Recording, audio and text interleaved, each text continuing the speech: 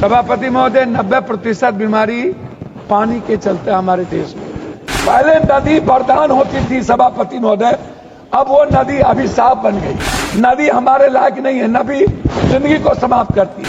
ये जो बाढ़ आता है, ये प्राकृतिक प्रकोप नहीं है, ये मेन डिजास्टर प्रकोप है।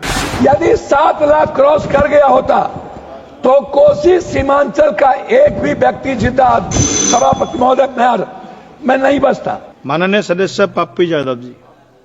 धन्यवाद सभापति महोदय। सभापति महोदय, जो देश नदियों को सिर्फ नदी समझा, उसने भगवान नहीं माना। वो नदी अच्छा भी रहा, वो नदी दुनिया को जीवन भी दिया और उस देश ने उस नदी को अपने जीवन के लायक बनाया। जो देश नदियों को भगवान मान लिया, वह नदी उस देश में मैली हो गई। गंगा मैली चादर। एक भी नदी, जमुना, गंगा, कोसी, महानंदा, गंडक, बूढ़ी गंडक, सप्तकोसी, मेची, सोन, आप जितनी नदियों का नाम लेंगे, हिंदुस्तान में वो नदी स्नान करने के लायक है। सभापति महोदय, 90% बीमारी पानी के चलते हमारे देश में। 90% आर्सेनिक और आयरन पानी।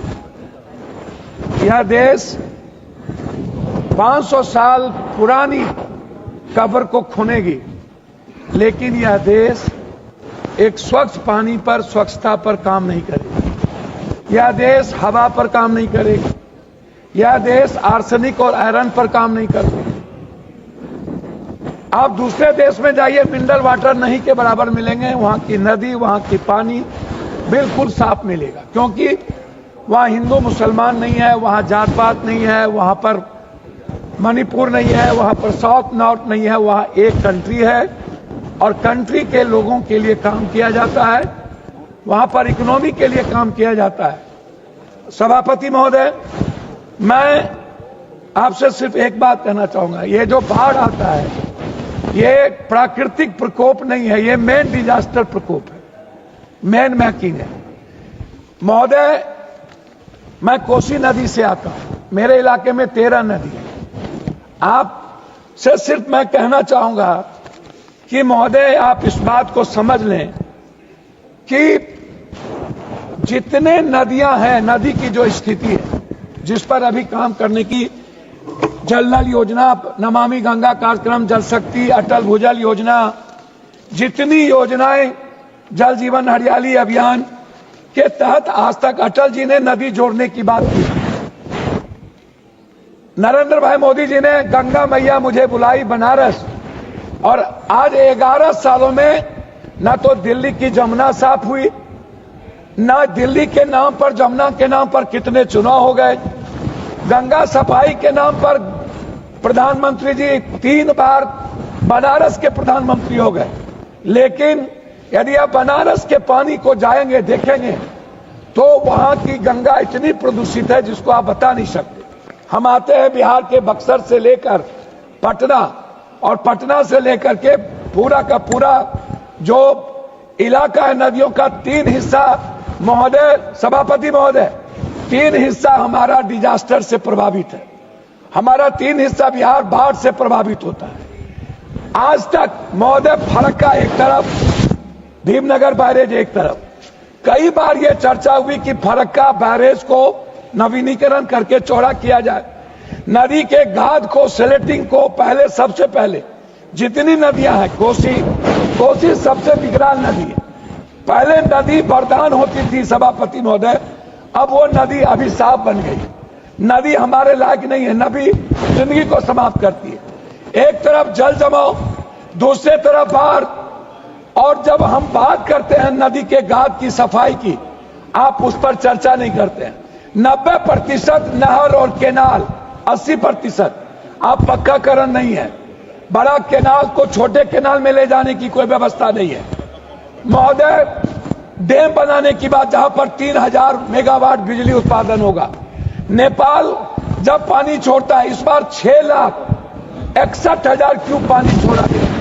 यदि 7 लाख क्रॉस कर गया होता तो कोसी सीमांचल का एक भी व्यक्ति जिंदा, सभापति महोदय, मैं नहीं बचता, आप इसको जान लीजिए।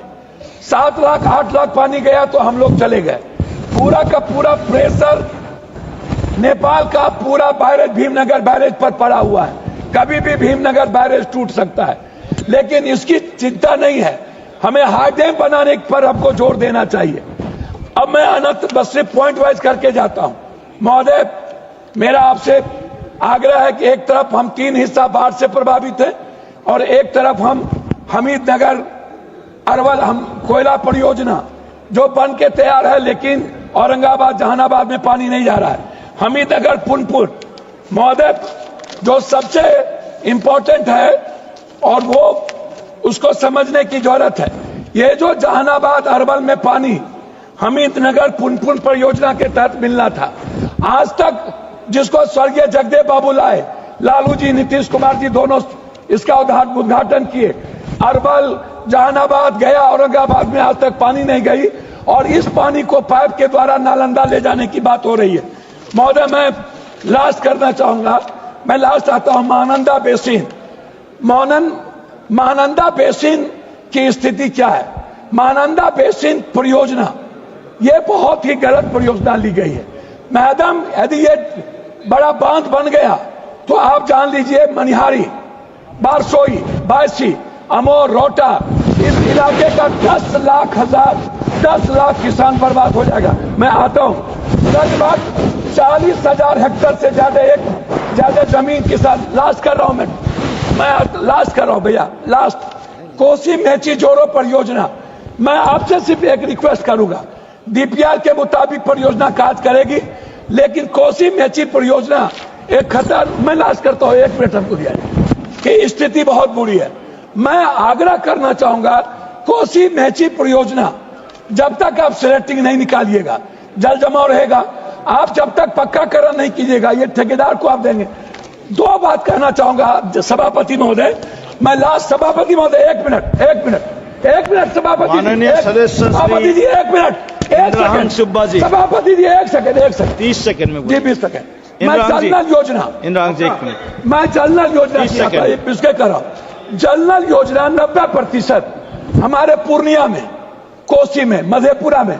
आप हमको कह दीजिए कि जल नल योजना जो लोग किया, मैं लिस्ट रख देता हूं, आप ये ऑर्डर दे दीजिए, लिस्ट दे देता हूं। आपसे रिक्वेस्ट इस बात का है कि जल नल योजना 90% पानी गरीब के घर में नहीं गया है। आप जेपीसी के द्वारा जल नल योजना की जांच करा दें, इंद्रहंस जो ठेकेदार किया है उसकी